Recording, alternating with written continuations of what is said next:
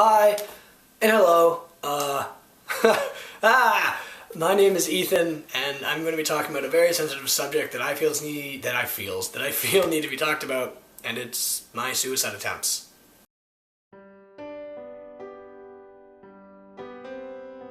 So before I get into my suicide attempts, or the one that I'm going to focus on for this vlog, I want you to know that you are not alone.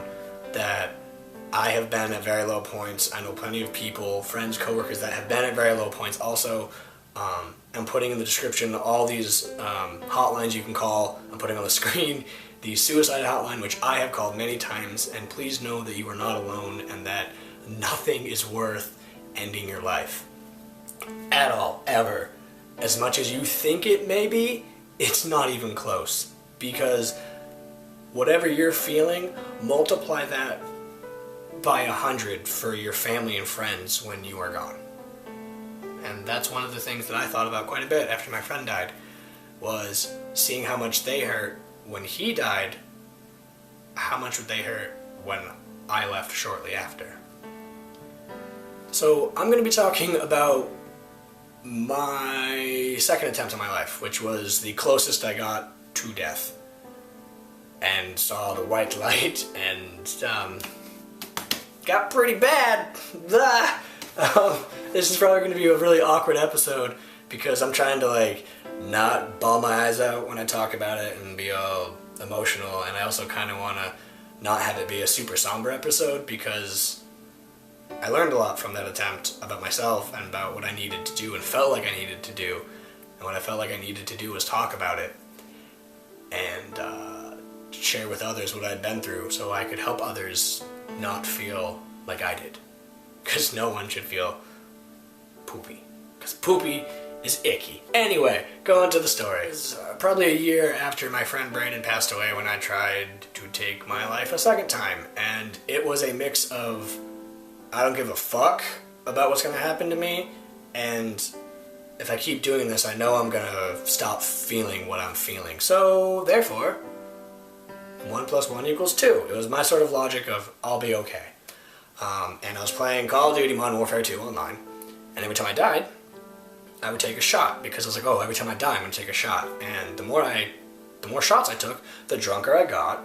So the drunker I got, the more my gameplay declined, and then the more my gameplay declined, the more shots I took. So in probably close to an hour, I finished a fifth of vodka, and then I was like, I want beer. And then had 4 beers, and then realized that I had a headache, and I felt absolutely horrible. So I took a bunch of painkillers. Which painkillers and alcohol don't mix, and that's how a lot of people try to leave. And I think that's how I was trying to leave. I don't remember a lot about that night, but I had written a suicide note shortly after my friend Brandon passed away, talking about how it was my fault that I hadn't gone to see him and he had died, and it was my fault about all the pain that he was feeling because I couldn't help him, and that all I wanted to do was join him and be with him, and that it wasn't fair that I was still here and he wasn't, and it should have been me, and a lot of feelings like that, which are still kind of tough to talk about, but they need to be talked about, because if you don't talk about them, then you're going to feel poopy. And I don't want you to feel poopy, because feeling poopy is poopy. I don't know how many times I can say poop in this episode. And I would read the note to remind myself about how I felt, which in turn didn't really make me feel any better, because I just kept reading it, re-solidifying these feelings that it was my fault and that I needed to be with him. And I had my laptop open, the note on my screen, Adam's song by Blink-182 on loop, because that was a key part of my note also. And I ended up overdosing in my apartment. But I don't remember a lot about that night. I remember waking up in a puddle of my own bleh, my own vom, and poopy vom, and realizing that I had become this close to death because I had seen Brandon.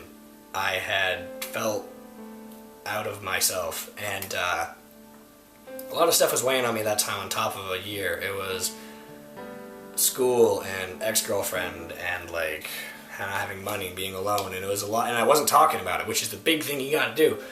But I woke up in a puddle of my own vomit in my apartment, in the bathroom, and realized that I had really fucked up, and I called a friend. They came over and they helped me clean up.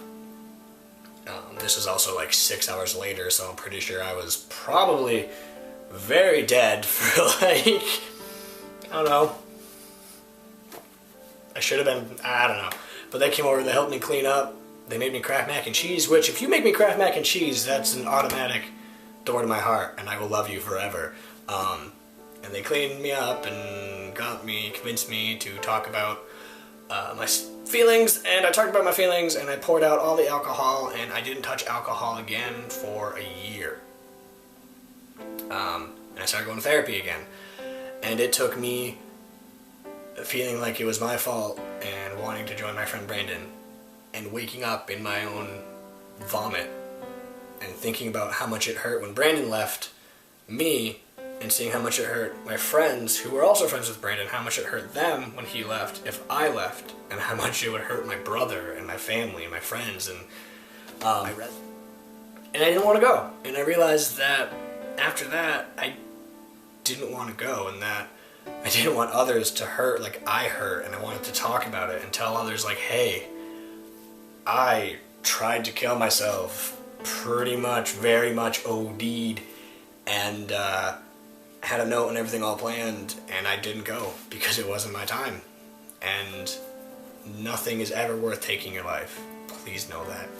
That no matter how low you feel, how dark it may seem, how steep that hill may be, that it's always darkest before the dawn, to use one of those cheesy lines. And because of what I tried to do, I learned so much about myself, and I want to show you and show others that being depressed isn't a bad thing. It doesn't make you different. You're not alone, that there's others, and I want you to know that I've been there, and you can talk to people, communicate. And please, if you take anything from my story, please know that on that day, I realized I needed to love myself. And I hope someday you find the day that you love yourself. That one day you just wake up and you're like, damn, I'm fucking awesome. I am a fantastic fucking person, and I'm gonna be okay. And I'm gonna run out with my middle fingers up, screaming at the world, saying that I'm gonna be awesome.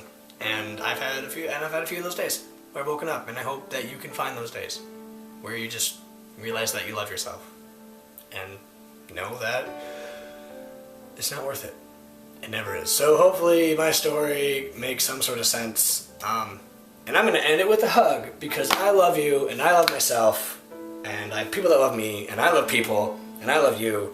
So please know that my story is here to show others. And hopefully if you got any questions, shoot me an email, because I will answer it and talk to you about what I've been through. And I'm going to do more episodes about other times I tried to end my life. So please know you're not alone. And I'll give you a hug now, okay? Oh, I love you so much. Oh.